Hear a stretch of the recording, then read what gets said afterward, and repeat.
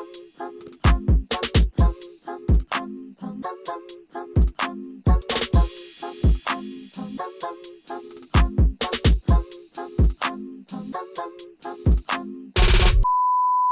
gonna do my intro.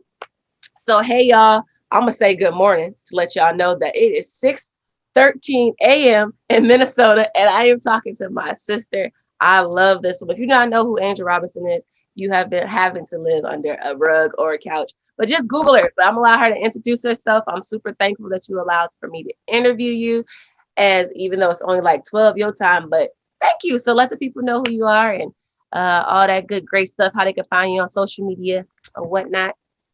Yeah, for sure. Like sis said, I'm Angel Robinson. Angelique's my full real name.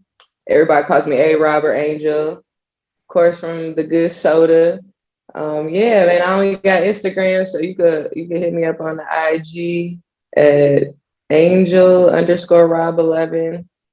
I ain't never been really into the social media stuff, so that's why I only got Instagram. I'm 6 years in strong though, or 5 years. One of the two, you feel me? So people have been wondering where the hell I've been. But, I created the IG when I started my training business about 5 years ago. Otherwise, I kind of been under the rock myself. Listen, I get it. If I didn't have what my business is, I would not be on social media. It's so time consuming. And the funny thing, y'all, like when you follow certain people, like since I like all your posts, I can see when you like stuff. Me and Angel have a habit of liking the same things. It's the funniest thing. I'm like, I don't even know how to do that. What you talk about? I don't even know how to see how other people like some shit. Like I don't know nothing. I just get on that joint for like a couple minutes, double tap some shit. I don't even know what I'm double tapping, and I'm off. It's just the Sports Center page. That's that little sport. That's the only page that I really like go on and like. I be like, damn, she done like every single post I done liked. Hey. But nah, so the first question I wanted to ask you, I've always been super interested to know, like, what inspired you to pick up a basketball? Like, what was that moment for you? Because I know you played a couple different sports. You didn't just play basketball. So, like, what inspired you to just be like, basketball is my thing? Honestly, I feel like because before basketball, I was dancing. That's when my parents were married, though. And I feel like when my parents divorced and we stayed with my dad, I feel like that's how I got into sports. I was like because I stayed with my dad. You know what I'm saying? I feel like if it was vice versa, maybe I would have been in basketball. But since I was with my dad, he used to hoop, play football all the time. And I remember he used to he would them little things you in as a kid, the little not the rocker things, but the little things they put you in, you kind of move around in them, the little circle things. All the little what's that shit called? The little crawler you talking about? I don't talk about infant crawler, like the little walker. Yeah, you put it in, but he used to like. I remember going to the gym. He used to hoop, like playing open gyms with people. You know what I'm saying? At Wilder over on the east side and shit. He used to just tie me to the thing, so I would just like walk around in the little thing. Yeah. And I used to just watch basketball. So I was really young when my parents divorced. They were together for a long time, but I was really young. And I think that's how I got into basketball. I started hooping in like 96 or something like that when I was like 7 or 8. Dang. So you started super early. Like, yeah, duper. She said I was at the gym and my dad tied me to something. So I said, you talking about the walker, like a kid walker? You talking about Facts. Facts. He would say that shit too. That is hilarious. I did not know you seeing basketball that early. And it's funny. Yeah. I used to dance. And so I did tap ballet and jazz. And then I stopped dancing before. So I quit dance like 8th grade. That was the last year I did both dance and basketball. And then I started. You danced for a minute. I didn't start playing basketball until 7th grade. So I started late. I did not know that. I started really late. That's why when I came on the scene, people were like, who is this kid? Wait, y'all, funny segue. First time Angel met me, I was a freshman in high school and I made the all tournament team. And I walked up there with goggles and knee pads on. And I remember this like this was yesterday. And me like, who is this nerd? Yo. Do you remember that, sis? Hell yeah, dude, that was a minute ago. She was Boy, that like, was back in goddamn 06, oh 05. 06. Yeah. Yeah. Listen, y'all. I can remember the look on her face, and I remember when we played against each other in college. She's like, "Sis, do you remember when you made the all tournament team?" I said, "Yeah, dog. I was looking bad. Like I need to find that picture." I literally had on my Well, it goggles. looked like you was new to the basketball scene, okay? It was so embarrassing. I was like, "Hey, at least that mean I was hooping though. If I'm standing next to you as a Facts. freshman, that means I did something." But I Yeah, was just you like, was putting in work. Facts. I did a little bit of something. Taylor was like, "Kids, you look like Kareem Abdul-Jabbar's daughter." You was slink, you was long too. You was skinny. Facts. Hey, Tay funny as hell. Because that's the first time she ever seen me too. And she was like, "Dad, you sure you want that kid on the team?" He's like, "Yeah." Like, Yo, that is fucking that is hilarious. scary. So segue, y'all. I met Angel at freshman year in high school. Next year, she's taking a picture. Well, was up there looking like semi-pro and shit. You know the movie with goddamn Will Ferrell I did look like and Andre 3000 and shit. I had big knee pads on, y'all. I really wish I could find this picture. I looked horrible. Angel looked like a hooper. Me, I looked like I probably had my shorts tucked in all the way up to my. It was terrible. Yeah, everybody It, looked goofy though, low key back in the day. I was skinny as shit. I was 145 pounds, and I can't even imagine myself looking like that right now. Like, I was little. yeah. Now I'm a solid 165. I'm glad I kind of filled out because I'm like, I was ugly as fuck. No, you wasn't. The thing is, you gotta think it matched us. Like we wasn't lifting weights then, and then all Yeah, that. facts. Because like Yeah, we had our little baby weight and shit. had baby weight. I maintained the same weight throughout college. I came to college at 166 and I left college 166. I just turned all that little jiggle I had to muscle. It was like, Dang, you that's know how to good. it's either you gonna get bulk up or you gonna be slim. There is no in Hey, what with it, man? Somebody at my door. I don't know I who. got you. Hey, so my door.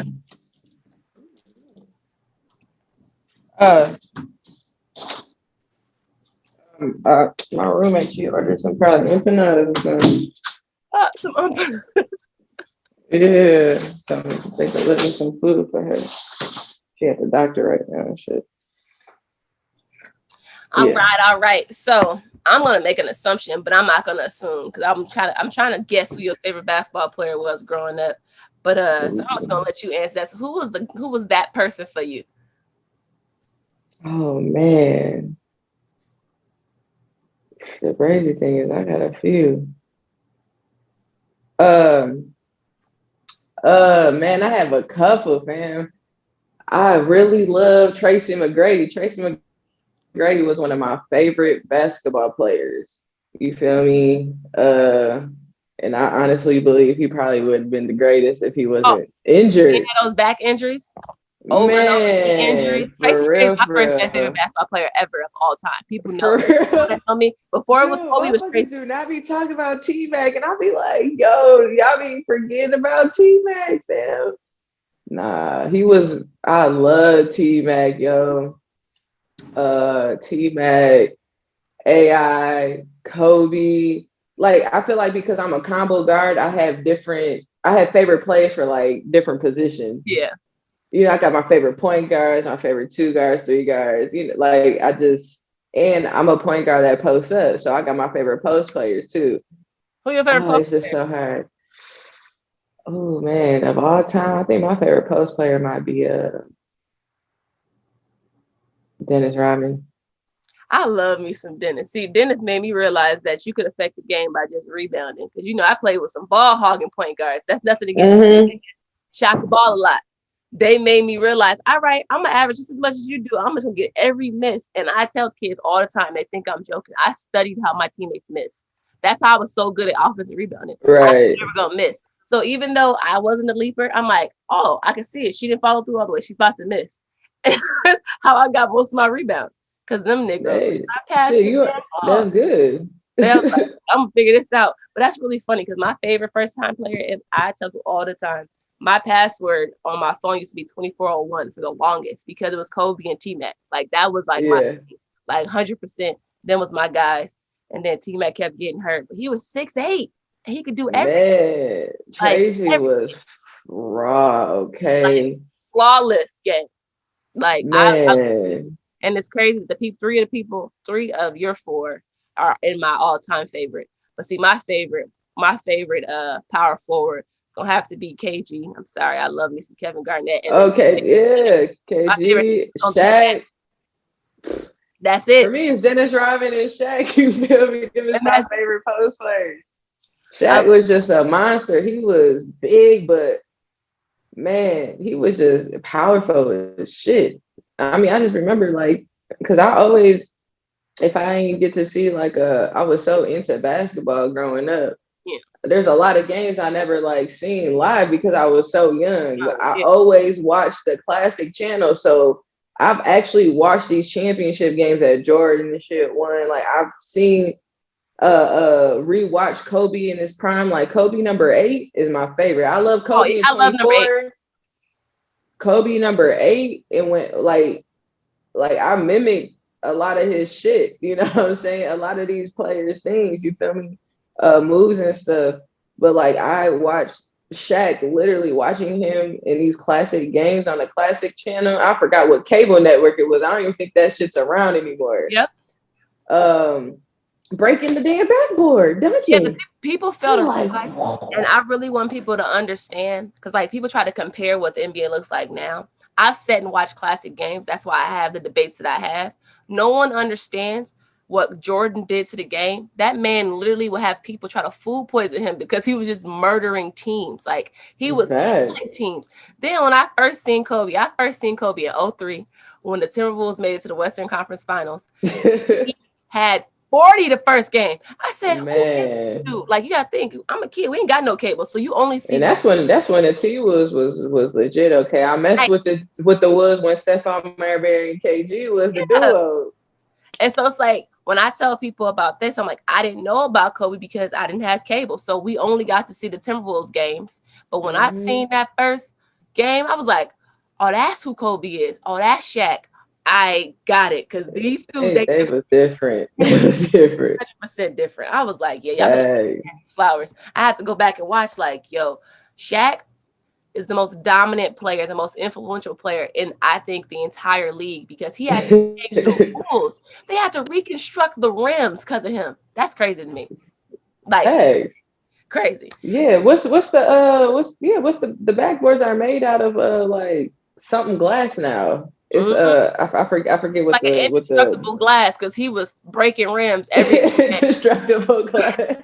Shaq was like, and you know, he said he used to do that on purpose. He said the refs used to piss him off so much to the point that because he wasn't getting fouls, he said, you know what, I'm just gonna end the game and break a rim. Facts. I'm like, what is that glass called? It's about to bother me. I'm about to be thinking about a topic. What is it called? Plexiglass, like the bulletproof glass. Yeah, so like that. Shaq got bulletproof glass. So when I was thinking about this episode, I really wanted it to be something that's crazy, even though that athletes can kind of understand like the backstory of athletes who are phenomenal, and then also like what it takes to get to your position. And so I wanted you to kind of talk about like what do you feel is the biggest sacrifice that you ever had to have when it comes to making decisions for basketball? To be honest, man, I made a lot of sacrifices even at a young age. I don't really speak. I don't deal with people, you know what I'm saying? So a lot of people think like my road was really easy. Let me just say this in general. I feel like coming from Minnesota, any athlete coming from Minnesota has to work 100 times harder than an athlete coming out of Chicago, New York, because people to this day don't think Black people live in fucking Minnesota.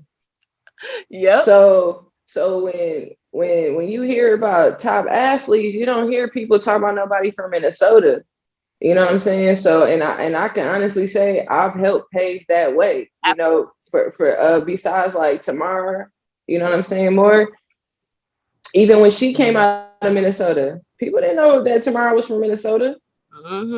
They really ain't know. We knew because we from Minnesota, and that's who we looked up to. Exactly. You know what I'm saying? I'm like, damn, she's cold as hell. I'm trying to come out of Minnesota like that. Right. Times 10. So to get that part out the way, I really like sacrificed a lot playing AAU. I didn't play AAU in Minnesota. Same, but keep going. Wow. I didn't know You that. know, a lot of people don't know. I started with my first team was with the boys. I was playing at Jimmy Lee. I didn't know there was a women's program anywhere, a girls program. That's when I went to MLK, and I was with MLK with the girls team. I was with them for most of my younger days, you know, from like fourth grade to about seventh grade, sixth grade or something like that, seventh grade. And it's crazy how shit worked because we had a girl on my team, and they ended up moving to Illinois.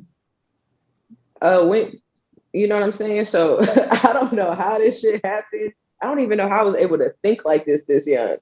I just remember because I always played up a year or two.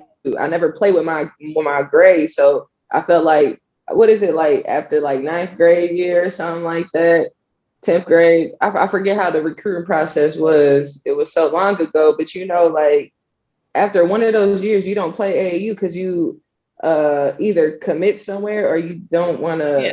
There's nothing for you to do with AAU. Yeah. I don't know if is it after your junior year I or think it's something like after your that, junior year, yep. or sophomore year. I think Yeah, it's junior year, something like that. yeah. So you know, the older girls, I'm on the older team, so they were all gone. They signed D1s or whatever the case is. And I just told them, I remember going to this first practice with the team that I've been playing all these years, childhood years with. And I just was not feeling it. I said, Dad, I don't want to play here. Like, there's nobody here that's going to make me better. Like, I'm not doing this. Right. One of my teammates ended up moving to Illinois, long story short, and they was playing for this team called Full Package out of Chicago. My dad and her dad were cool.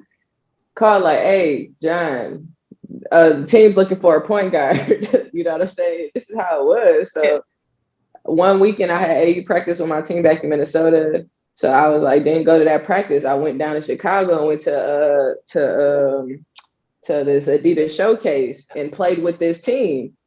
Everybody loved me on that team. The girls fucked with me. And from there on out, I started playing with that team in Chicago.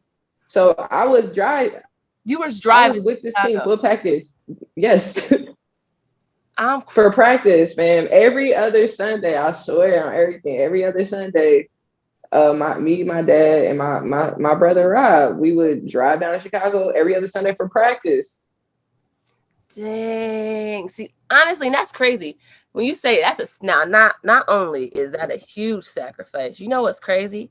That I didn't know that our stories kind of align. I played on the AAU team. My AAU team actually happened to be great. All my AAU teammates went D1. So I wasn't on no slouchy AAU team. We beat people by 40 in Minnesota. It wasn't even fair.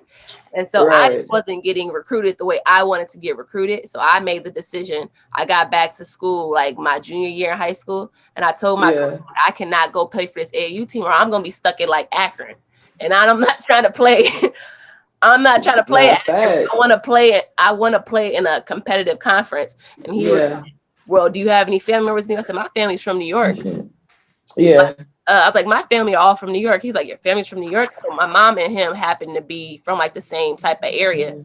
And so what transpired was I went on the internet and I emailed a coach. I said, hey, I'm Brianna Edwards.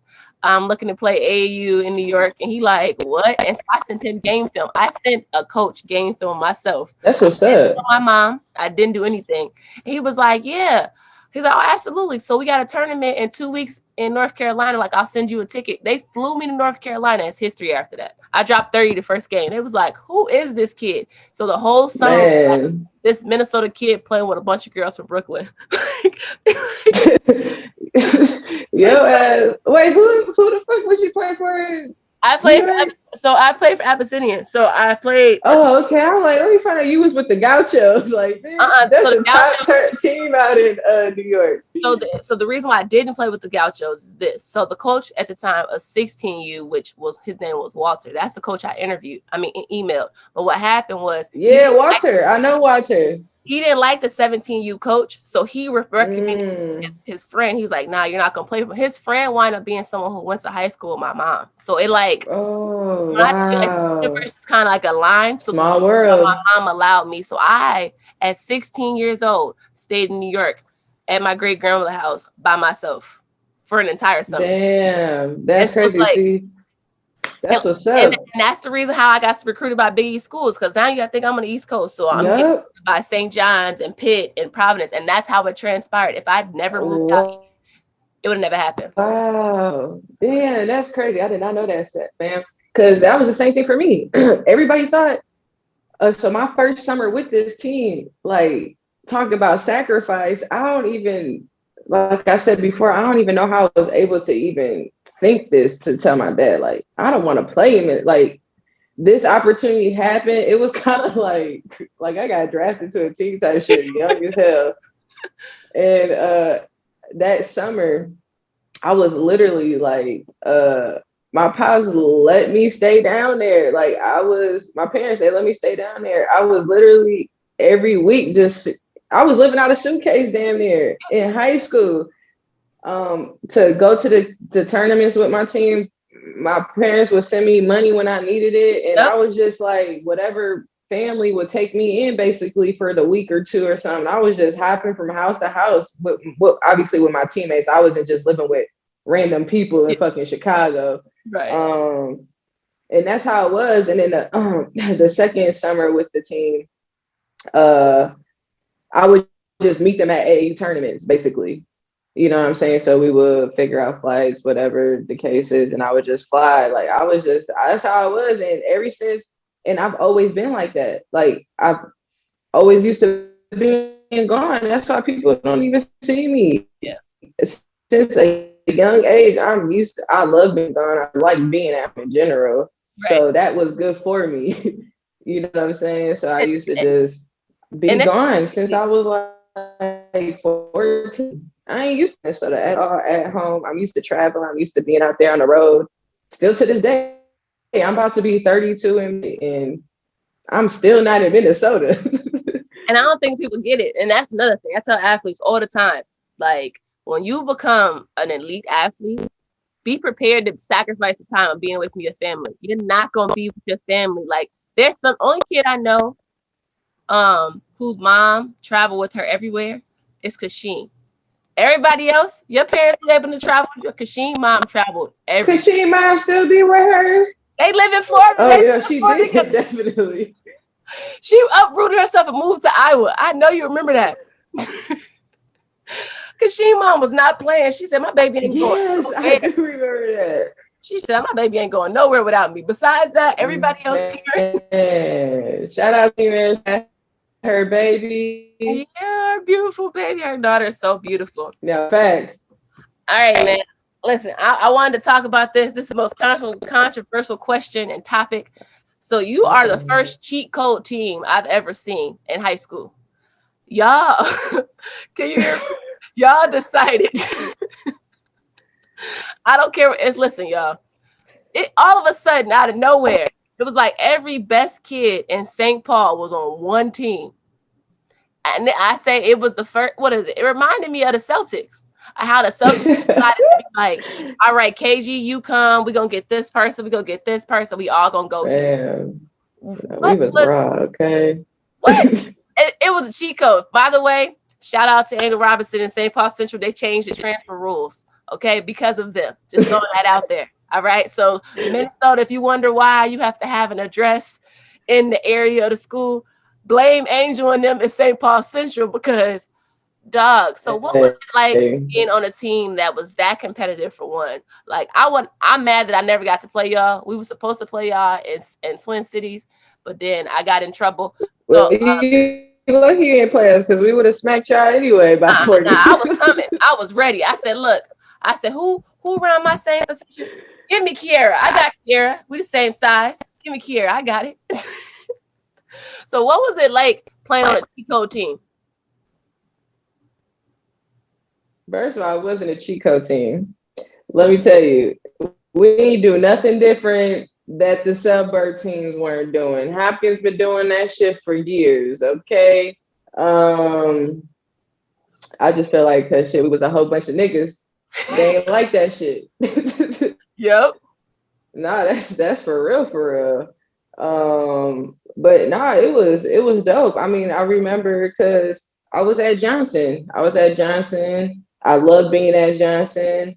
You know, it was just some things that transpired that really had nothing to do with me that I had to transfer. You know, I had to transfer out of respect for my pops. Yeah. You know, I was at Johnson from I played at Johnson from 8th grade year to my sophomore year with Ebony Black. You know, that's my fam. Uh, and yeah, I transferred to Central. It was kind of like everybody that was at Central, it was like some weird ass shit. But also out of St. Paul, Central basketball always was the best basketball team. You feel me? Um, and I'm like, damn, every time we play Central, we always used to get smacked. You know, Willie always had a good ass basketball team. So when I went to Central, it was me and Kiara. It was me and KV, fam, and we took that team. We went my junior year, her sophomore year, took third place. You know, I feel like we got cheated out of the Bloomington game. You know what I'm saying? The state tournament, whatever. The refs missed a huge call. Of course they did. And I'm like, there's no way we shouldn't have been in that state championship game my junior year. Whatever, everything happens for a reason. Come senior year, I'm like, shit, what's up? We about to I'm cool with everybody. Everybody fuck with me. You know what I'm saying? So I'm like, yo, Highland Park, who y'all got? Georgie, what's up? Come over here. Let's get this championship. Yep. Ebony, what are you doing at Johnson? Fam, you will succeed at Central. Like, come to Central. Everybody live in the area. Right. Like, why are we wasting time? Let's get this state championship. Because, you know, the state championship is like winning the NCAA championship. Yeah. That shit is serious. Oh, I don't know how it is in other states, but in Minnesota, we was on that shit. Like, I had options to go to all different types of high schools, fam. Like, after leaving Johnson, when the word got out that I was going to leave Johnson, your coach was trying to get me to come to North. 100%. 100%. I know she probably reached out. Man, what? Faith, we used to have meetings, like, because I used to be hooping at the rec at Shepherd outside. She would come and meet me at the damn court. It just, like, I was really getting recruited. It was crazy as fuck. Like, and I'm just like, I don't know. The only reason why, like, I would have loved to play with her because she's a legend, yeah, a legendary coach. Fame, I think now. I didn't want to play 3A. I don't want no 3. I didn't want a 3. Me being as competitive as I am, I didn't want a 3A championship. I wanted 4A because that's the highest. Yeah. Just like going to playing in the Big East. Yeah. I don't want to do good big in the toughest conference. And that's how I was in high school. So shit, that when we got our pieces, it was just whatever. Like I was never vocal, you know, it worked out. And me and Kiara, man, we're like this still to this day. You know, she's one of my best friends. Me and her, we had an understanding. She was the vocal leader and I led by example.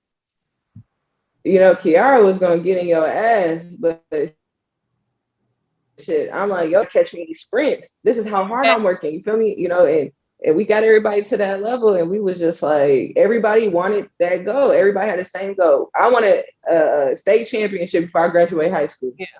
So they had to come to where they was gonna get it. You know what's crazy? I ain't know who did the recruiting. It was crazy. The funny thing is every school was like, how we gonna counter this? Because we heard about it. I'm like, what you mean? And mind you, I'm on a great AAU team. My AAU team is smacking all the players you're talking about at AAU because we all playing up. Yeah. Like, you gotta think, it was me, Taylor Fee, and we had Megan Knight, we had Annie, all these, we had a bunch of white girls from the suburbs that was just hooping. And then we had all the kids from Minneapolis just hooping together. So it was like our AAU team, my AAU team was a cheat code. But I'm saying, yeah, I was cold. If like now this is gonna be the first time anyone ever hear this. If I would have agreed to transfer, my AAU team would all been at South. I was the only kid that said I wasn't leaving. And that was supposed to happen the same year that y'all created y'all team. Literally, I was the only kid was like, nah, I'm not going to South. I'm like, I can't do that. And it was such a rivalry with us and South, and I just don't even understand why, because it was just not a matchup. It was literally y'all against Taylor. And I'm not discrediting anybody else. And it was like all y'all But that was the thing. It was like me and Taylor. I'm like, y'all, like, this is my little cousin, literally. Exactly. So like, come on. But yeah, man, like y'all were the second undefeated team, women's team ever. You know that, right? Like Hopkins did it again now, but the first team to ever do it was Timor and them. No one else got an undefeated team and won a championship. But y'all was smacking people by 40, like 50. I was like, yeah, we was 32-0. Yeah. I said 32-0. When I look back, I said that I really wanted to play y'all. And I guess I'll tell why we never got to play y'all. We had a shoe in for Twin Cities. We had Just Be South. And I got in trouble in school. And I don't want to say it was because of me, but the team that we lost to, I had 25 on the 2 weeks prior. So I almost say it was because of me. Yeah. And my driver's ed teacher told me to take my phone. I used to wear my phone around my neck, but I wasn't on it. So she was like, you got detention because your phone's out. I said, it's around my neck. I'm not on my phone. I haven't even touched it. I'm an A student. Yeah. What? And so the dean walked in and I'm arguing with her. I was like, man, you such a I called her and I was like, he was like, you know, that's 3 days, Brianna. I'm like, look, suspend me tomorrow. I got a game today. Like, he's like, no, you're suspended. You're not playing. And I was hurt. I was hurt. Hated. And we wound up losing by 2 to Roosevelt. And that put South in Twin Cities, my sophomore year. Okay. That would be the reason because we tied. And it's like they did that, but they beat Roosevelt twice. So it's like it put them into Twin Cities. When I tell you, I was and who Roosevelt was? Oh, they had Portia and Kiera Strickland. They had Marcasia Cooper. Oh yeah, they had Marcasia. Oh yeah, Roosevelt actually had a squad that year too. Yeah, I forgot Roosevelt had a little squad too, because it was kind of like all y'all. It was us 3. Minneapolis chicks, like y'all separated like half, like in 1/3 on teams on each fucking high school team in Minneapolis. The crazy thing, Roosevelt was so that year. The crazy thing is this: Taylor was supposed to go to North. Marcasia used to be at North. She transferred. Yeah, she transferred. Fee used to be at North. She transferred to go to South. And so it's funny because all the people that are at these other teams would have been on the same exact high school team at North. And then you just had the 2 eyeballs. You had Kasheen and fucking Toya, who went to goddamn St. Margaret. And then, you know, Shanika, but they did their thing there too. Shanika, she was at North. Oh, Shanika. They transferred and went to Benil. Yup. Damn. So let's let y'all know the reason why all these other schools were succeeding because they left North. Okay, I'm saying it I'm putting it out there. I'm letting y'all know this right now. And the reason why Hopkins, De La Salle, where all these schools exist, y'all can thank. I'm gonna say me because all my babies left and went to those schools and got championships. Just throwing that out there. And went to De La Salle. TT went to Hopkins. And it's history after that. It's pretty simple. Hopkins was 4A championships. They was getting kicked. They both was getting kicked easy first round. So I'm easy for a minute too. For a minute.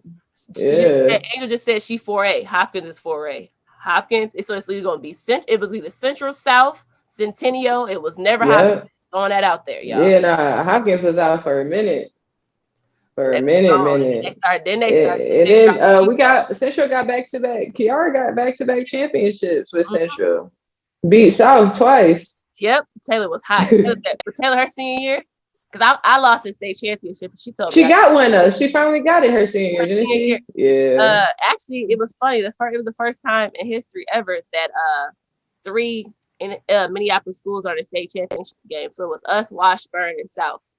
Like Washburn boys. Oh, that's what's up. I didn't even. Yeah, and I'm the only one that lost. Yeah, I would say could have got one though. I know she probably wanted one against all the competition though, and she got hers finally. Points. I remember like it was yesterday because she called me after her and she told me, "Why did you pass the ball, sis?" I told you. She said everybody else had more years. Why did you pass? She literally asked me why I passed the ball. I said, Taylor, I'm not a point guard. I need someone to give me the ball. You have the ball in your hands the whole time. Like I can bring the ball up only so far. Like, but yeah, man, Tay had 47 to 62. I remember like it was yesterday. She was not passing. She did not care. Every shot, she hit every Easy. shot. If she gonna win or Yeah, lose, that shit was on her way too easy for her, for sure, her senior year. absolutely. Absolutely. What? Come on. Way too easy. Like what? Speaking of bringing the ball up, that's a good segue to this next question. Have the best handles I've ever seen on a female. Ever. Appreciate it. Just throwing that out there. How did that Appreciate happen? it. Because I don't have handles and I still got D1 scholarship, thank God. Okay.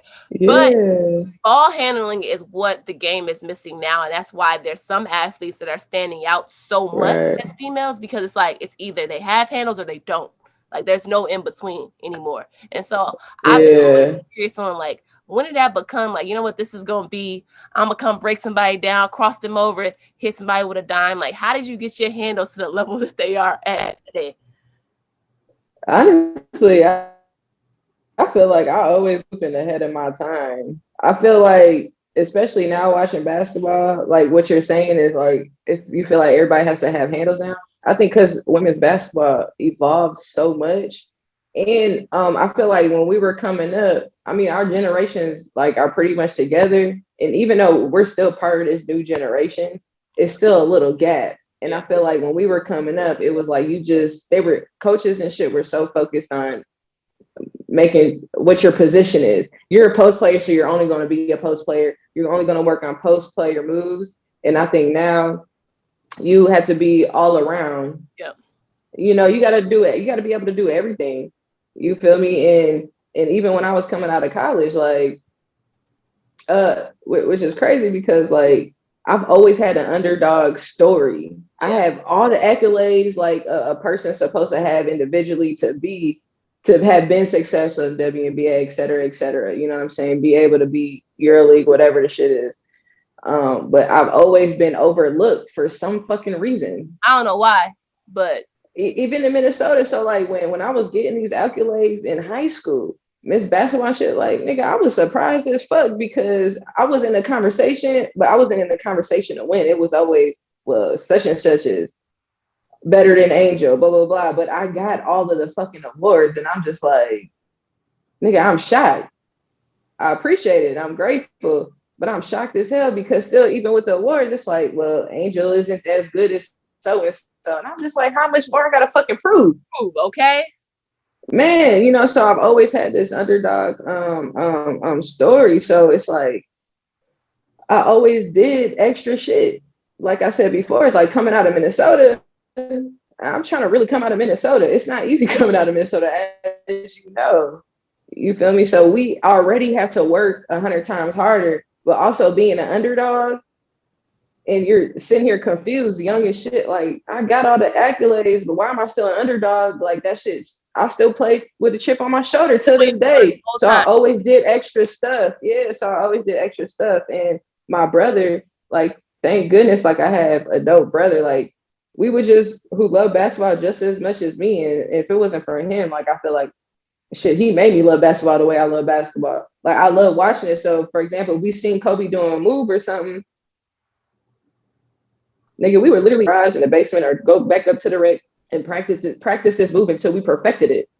You know what I'm saying? And that's just kind of how I always was. So like when I'm doing this shit, that's why I say like, I feel like I was ahead of time with my skills in basketball because shit, like I was really doing stuff that was like, what the hell? Like girls are just now learning to do, or it's part of the girls basketball game now, but I was already doing I was doing step backs and shit in high school. And yeah, a lot of girls weren't doing that shit when we were coming up. Man, you used to do a heavy crossover. And I'm like, how did you learn that? Like, that was the move that was my favorite move that you ever used. I'm like, oh my God, like, I don't have this. I'm like, okay, I'm going to just get a strong left, strong right, and see what happens. Yeah. But when I really tell y'all, like, Angel was the first female athlete I've ever seen that would break somebody down with a ball. Like, I'm like, how did she? And I'm like, and then I found out like how close we were. I'm like, oh, that's why she got a brother that helped her with her handles. I'm like, dang, man, I ain't got no brother. And it's just like, nah, for real. You know, it's something that you pointed out. And we was doing shit though, nigga. We was dribbling in the dark, and we don't even know. Like that's what I'm saying. Like we used to, what people are doing now, nigga. Yes, we were doing this shit in early 2000s. Like, I don't even know how. I swear to God, fam, like, first of all, there's a whole video of me on the news. They came to my house and filmed me and my brother. Like, how, what you're asking me, this is what they wanted to know. When back in the early 2000s, the news channel came to our house and we just told them, this is what we do. We get bored. And at one point, our garage was just so junky.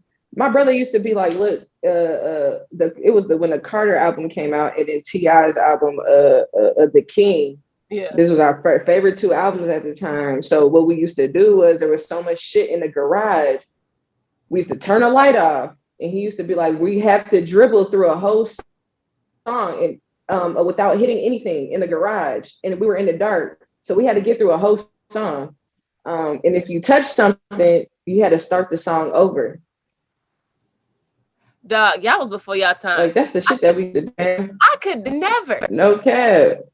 That, you know what? That's crazy. See, now we used to do shit like that. And the crazy thing is, I tell my athletes all the time. That shit's dope. I said the difference between y'all and us is that we love basketball. Y'all like it. Like, y'all think it's fun. Yeah. We loved it, and that was our way out of our situations. Like, basketball, if I never played basketball, I never would have went to college. Like, I probably was smart enough to go to college, but basketball gave me the motivation to even succeed in my academics. I didn't care about school until I picked up a basketball. I'm like, oh, wait, I gotta have a good grade. Nah, for real. I gotta qualify. Like, nah. Let me do this homework. Right. I'm like, look, hold on. I don't want to wait. ACT. So you telling me if I have a higher GPA, I can get in the teens? Say less, because I can't stand taking tests. Like, standardized tests are not my thing. So I'm like, I'm gonna have the highest GPA ever, so that I can qualify that way. And I'm being honest, y'all.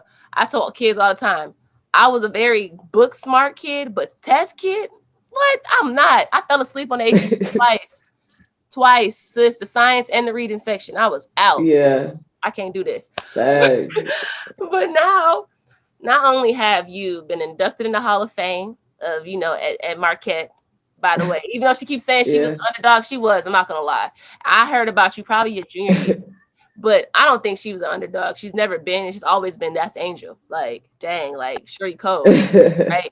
And then we wound up staying and playing in the same conference. Man, we need to find this picture. I got to find that picture of us first meeting each other. And the Big East, man. You had so much success at Marquette. Mm-hmm. You played the same time with Jimmy Buckets. Shout out to Jimmy Buckets, by the way. Yeah, what's up, bro? Right. But now, what is it like to accomplish everything that you've accomplished so far and still be playing professionally? It feels good. I feel like I'm starting to actually realize everything that I've done. I'm in my 9th year as a professional athlete, and like I said a little bit ago, I've always played with a chip on my shoulder because I feel like, shit, I ain't never been good enough. You know what I'm saying? I feel like I ain't never got the recognition that I honestly deserve. So actually, when I got inducted to the Marquette Hall of Fame, first of all, I was shocked when they had emailed me. Shout out to Marquette. I love my university. They still reach out to me to this day. They really still take care of their student athletes. It's really like a family. I could go back whenever I want, so, and they still show me love. Like, I'm still hooping there. So when I first got that email, I'm like, no fucking way. So then when Scott had called me, we on the phone, I was like, are you serious, man? Because I'm not even 30 yet. Right. I said, this is not happening. Because usually, when you elderly, you ain't old, but you get a little bit older, you like get inducted. I'm like, I'm not even 30. Like, are you for real? So when I got that recognition, I was like, damn, I really did it. Like, I really fucking made it.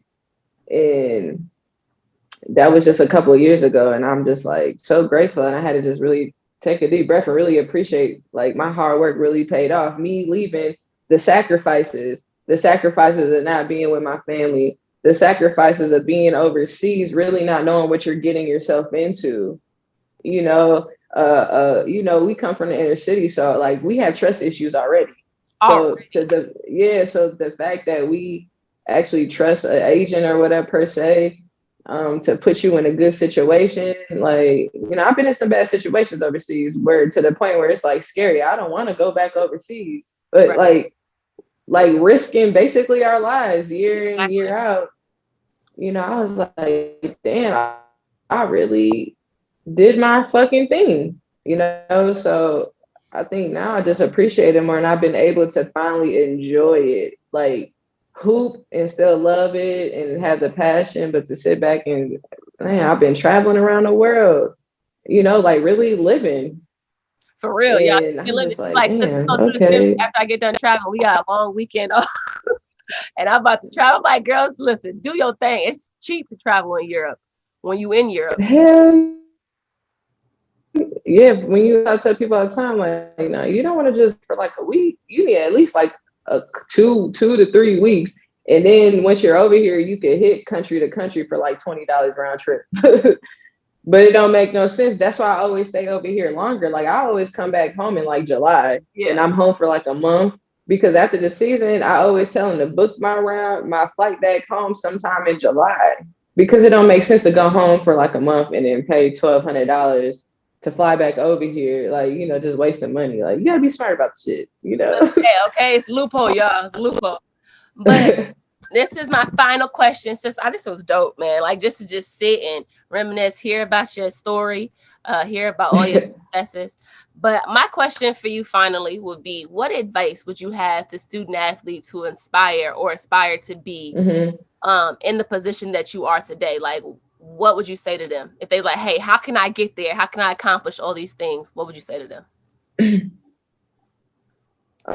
First of all, I would just I would say, like, if you don't have the passion for it, then don't do it, because you're not going to get to this level that I'm at if you don't love and have passion for basketball, because then you're not going to put the work in to get to this level. So you can't just get to this level by coasting. You know, a lot of us professional athletes, I mean, man, we had to grind for this shit. You know, there's a reason why I was able to play at Marquette. There's a reason why you were able to play at Providence in the Big East. You know what I'm saying? We was in the Big East when it was the best conference in the country, when it was the Big fucking East. Big East. So we're playing against the best girls players in the country. You know, we had at least 8-9 teams in the NCAA, the most of any conference every year. Every year. So you could only get there with hard work. You know, that's just going to be handed to you. So, I mean, that just would be my advice. If you really love basketball, you got to put the work in to really enjoy your fruits of your labor, basically. 100%. Got to put the work in. Got to put the work in, man. Got to put the work in, y'all. And that's it. That's all. That's all you got to say, to be honest. Yeah. I don't know how many hours I've been in the gym after practice, not practice, after practice. So I get it, man. I tell my niece all the time, you're not going to be better than me in kid until you outwork me. Period. Like I said, like, you didn't even know. I started playing basketball in 7th grade.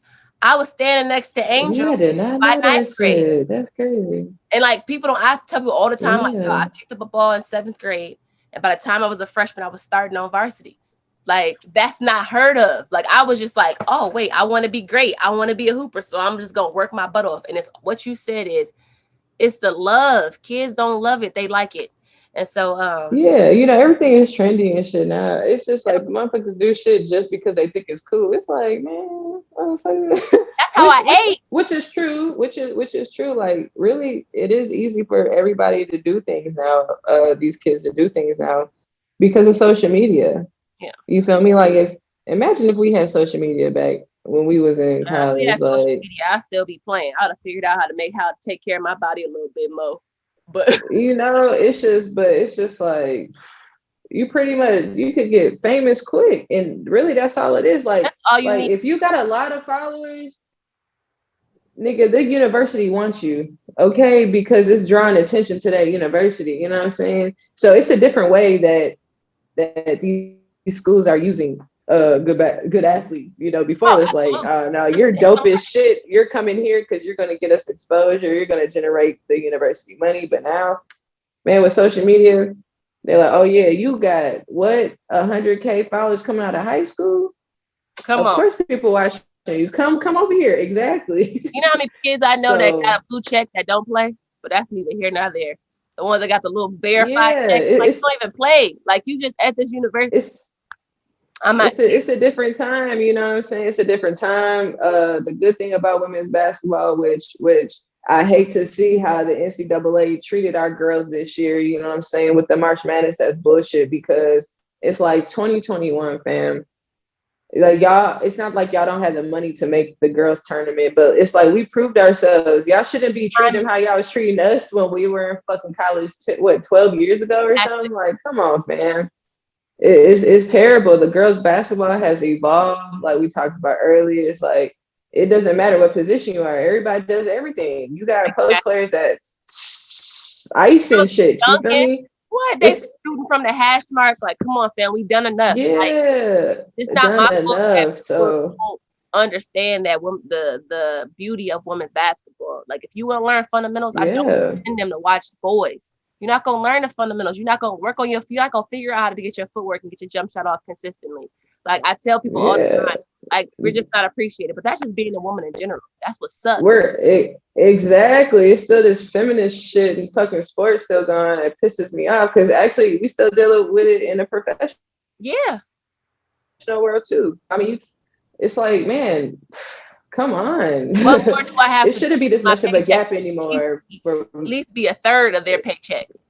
At least a third. We're not even asking for it. Or just fucking, not even that. It's just see us, you know, as fucking athletes. You know, like that shit is dead. It's 2021. Like that shit is bogus. That's how I feel bad from the girls in college right now. You know, but that shit got to stop because as much as it's sports is always going to be like that. And yes, we piggyback off of men's basketball, but that's how women's basketball has evolved over the years. If the men's basketball keeps elevating, so is the women.